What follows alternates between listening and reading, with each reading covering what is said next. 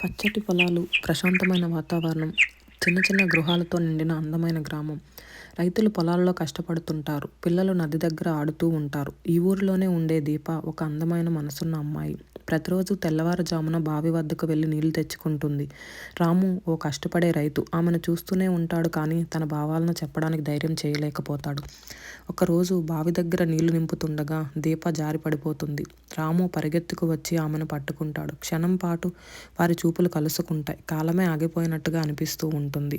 ఆ రోజు నుంచి ఇద్దరి మధ్య అనుబంధం పెరుగుతుంది. ఒక చెట్టు కింద కూర్చొని చిన్న చిన్న మాటలు చెప్పుకుంటూ దీప ఇంటి నుంచి తీపి వంటలు తెచ్చి రాముకి ఇవ్వడం, రాము తన తోటలో పండిన పండ్లను ఆమెకు అందించడం, ఇలా ప్రేమ వికసిస్తుంది.